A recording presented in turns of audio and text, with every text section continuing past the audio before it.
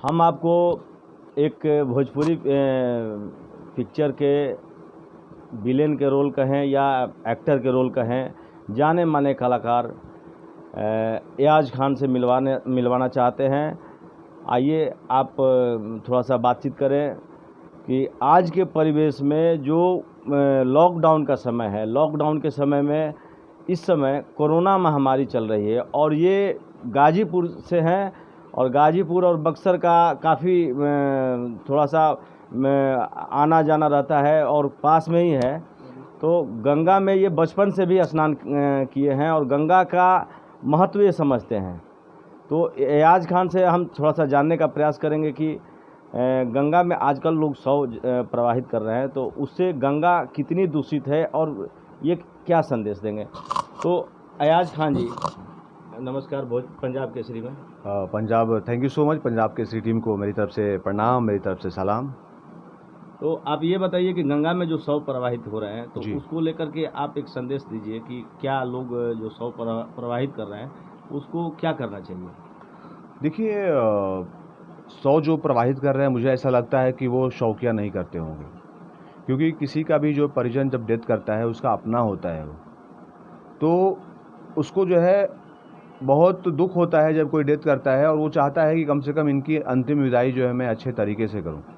लेकिन ये पिछले 1.5 साल से जो महामारी चल रही है कोरोना की, तो इसमें जो है मुझे ऐसा लगता है कि 1.5 साल से जो है परेशान सभी हैं, चाहे वो अमीर हो चाहे गरीब हो, वो हर आदमी अपने हिसाब से परेशान है।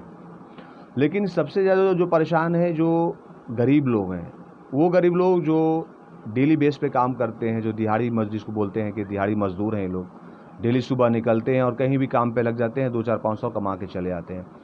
तो हम खुद सोच सकते हैं, अंदाज़ा लगा सकते हैं कि जो 1.5 साल से लॉकडाउन चल रहा, बीच में थोड़े कुछ महीनों के लिए खुला था, तो अभी तो व्यवस्थित ही हो रहे थे। कोई काम धंधा कोई शुरू करेगा नहीं, कोई घर बनवाएगा नहीं, कुछ अच्छा कोई नया काम तो करवाएगा नहीं कि जिससे मजदूरों को कोई काम मिले। बहुत सारे ऐसे लोग थे कि बड़ी बड़ी फैक्ट्रियाँ कल कारखाने में बंद हो गई, इस लॉकडाउन में बंद हो गई, उनके मजदूर घर पे आ गए। बहुत सारे ऐसे कल कारखाने ऐसे हैं कि जिनके जो है कर्मचारियों की तादाद कम कर दी गई, छटनी कर दी गई, सब बेरोज़गार हो गए। अगर वो 1.5-2 साल से घर बैठे हुए हैं और उनके घर में जो है डेथ होता है, तो जो 1.5-2 साल से कैसे कैसे जीविका चला रहे हैं, खाना पीना, इस पेट तो रुकेगा नहीं, मुंह तो रुकेगा नहीं, ये तो चलता ही रहेगा। अब सोचिए, जिसका परिवार हो, बाल बच्चे हों, 1.5 साल से घर बैठा हो और डेली बेस पे काम करता हो, तो कैसे परिवार चलाता होगा। ये सोचने का विषय है भाई। जिनके पास है वो नहीं सोचते, लेकिन ये बड़ी मुद्दा है, लेकिन कोई सोचता नहीं है। लोग बोलते हैं कि भाई गंगा में जो है शव बहाए जा रहे हैं, ये गलत है। लेकिन उससे बड़ी गलत है कि हम उन गरीबों पर ध्यान दिए कि जो गरीब कैसे कैसे अपना जीवन यापन कर रहा है, 2 जून की रोटी उससे घर बन रही है, नहीं बन रही है 1.5-2 सालों से, कैसे कैसे कुछ पैसे रखे होंगे, चलाते होंगे। अब उनके घर कोई डेथ हो जाता है, अब डेथ में आप लोग अंदाज़ा लगा सकते हैं कि लकड़ी, घी और जो है पूजा पाठ के जो सामान में कितने पैसे खर्च होंगे, वो कहाँ से लाएंगे बेचारे। वो चुपके से जैसे भी वो दाह कर दे रहे हैं, तो उनकी भी मजबूरी है। तो मुझे तो लगता है कि ऐसे समय में जो क्षेत्र के जो है हमारे जो है विधायक हैं, हमारे जो मंत्री हैं या जनप्रतिनिधि हैं, प्रधान हैं, जिला पंचायत लोग हैं, इतने लोग हैं जो आते हैं कि भाई आप हमको वोट दीजिए, हम आपका जो है गांव का विकास करेंगे, ये विकास करेंगे, वो का विकास करेंगे। ठीक है, ये अभी ये सब विकास करने की ज़रूरत नहीं है। अभी जो है लोग परेशान हैं, उनका आप लोग सपोर्ट करना चाहिए, उनका सपोर्ट करना चाहिए कि कम से कम कि जो है वो अपने जो है परिजनों को जो है अच्छे से दाह संस्कार न करके उनको जो है ना अग्निमुख में दें, उनकी चिता को जलाएं, ताकि जो है हमारा जो है ये गंगा में जो प्रदूषण हो रहा है शव की वजह से, वो ना हो। तो जो धनी लोग हैं, जिनके पास ईश्वर अल्लाह ने दिया है और उनके आसपास के लोगों को पता है कि कोई गरीब आदमी के यहाँ कोई डेथ हुआ है, उनके यहाँ पैसा है कि नहीं कि जिनको चिता में जलाया जा सके, तो मैं उनका कहता हूँ कि उनके पास जाके आप लोग सपोर्ट करें।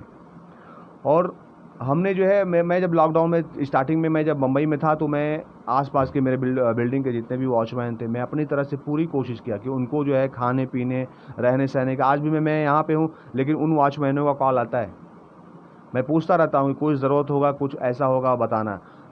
और जब मैं वहाँ पे था लॉकडाउन में, तो बहुत सारे ऐसे लोग थे कि जिनको जो है जाने के लिए पैसे नहीं थे, वो घर जाने के लिए। मैंने तो, मेरी जो है पहचान थी, तो मैंने बहुत उस समय जो है पुलिस चौकी में सारी डिटेल देने पड़ते थे ट्रेन के लिए। उसके हिसाब से आप ट्रेन में आपको जगह मिलता था जाने के लिए। मैंने बहुत सारे जो है यूपी बिहार के लोगों को ट्रेन से भिजवाया। तो जैसे सोनू सूद जी बहुत लोगों को मदद किए और काफ़ी फेमस भी रहे इस लॉकडाउन में। तो क्या आप और आपके जैसे अन्य जो कलाकार हैं, जो बड़े नेता हैं, तो क्या वो लोग भी इस तरह अगर कर रहे हैं तो? नहीं, देखिए, करना ही चाहिए। मैं नहीं कहता हूँ कि भाई उन किसी की बराबरी करो। आपकी जितनी क्षमता है, आपकी जितनी क्षमता है भाई, आपको 1 रुपये किसी को सपोर्ट करने का जरूरत है, 1 रुपये का, किसी का 1000 का है तो 1000 का। कोई ज़रूरी नहीं कि भाई 1000 सब करे। तो जिसकी जितनी क्षमता है, आपको लगता है नहीं है ये गरीब है, मजलूम है, बेसहारा है, इस समय सपोर्ट करना चाहिए। तो सो प्लीज़ मैं चाहूँगा अपने देशवासियों को कि प्लीज़ उन लोगों का मदद करें आप लोग। एक संदेश और कि गंगा में जो शव प्रवाहित हो रहे हैं, अभी लगातार अभी आ रहे हैं कि आप गाजीपुर से हैं और प्रयाग से लेकर के जो बक्सर तक अभी तक जो लगातार शव आ रहे हैं, और इतने जो प्रशासन के जागरूकता के बाद भी अभी भी कुछ शव आ रहे हैं, तो लोगों से अंतिम एक अपील क्या कीजिएगा?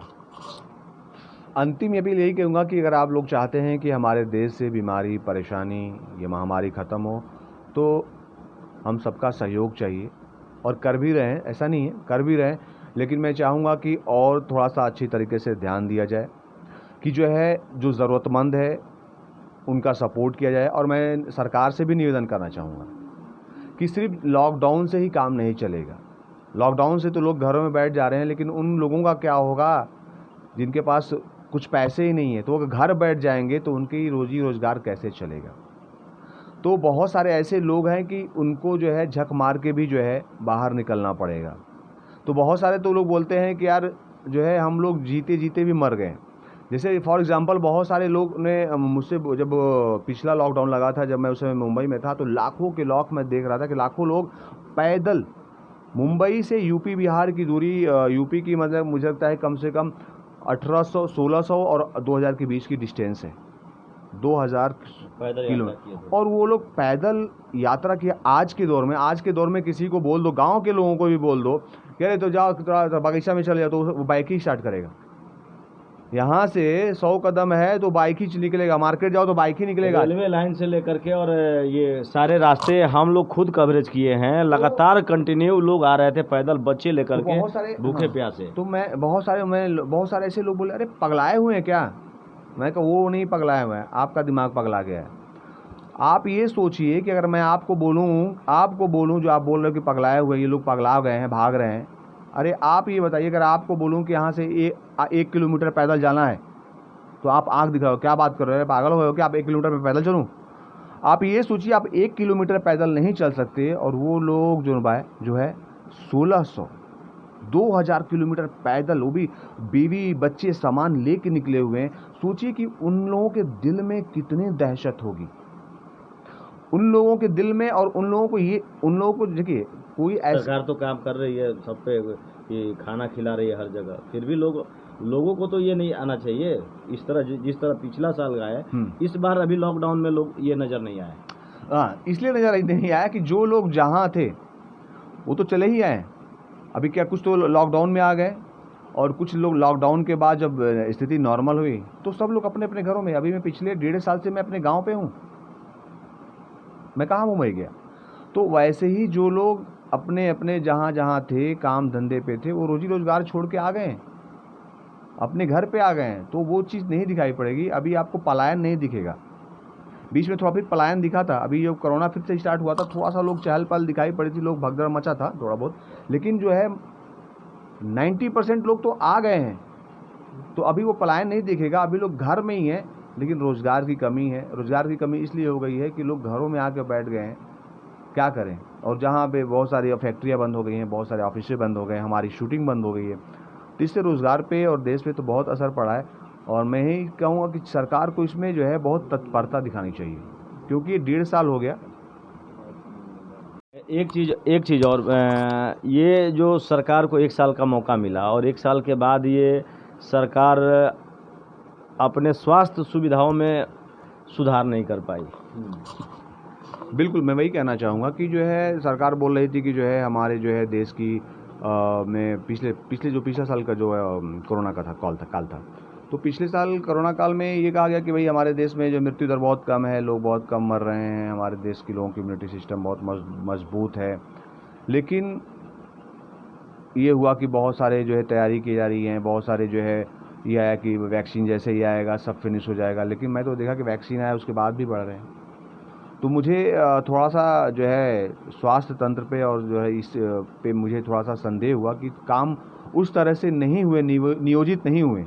इसी वजह से मुझे लगता है कि अन्य देशों में कोरोना ना के बराबर रह गया, नहीं के बराबर रह गया, ना और नहीं के बराबर रह गया, लेकिन हमारे देश में इस समय बहुत ज़्यादा फैल गया। तो इसके पीछे मुझे लगता है कि हमारी जो है मेडिकल जो है जो चिकित्सा विभाग है वो इस समय कमज़ोर पड़ेगी। ये देखा जा रहा है कि गांव स्तर पे जो है चिकित्सा जो प्राथमिक स्वास्थ्य केंद्र है वो आज भी वही स्थिति में है, इस पे फोकस सरकार नहीं की है।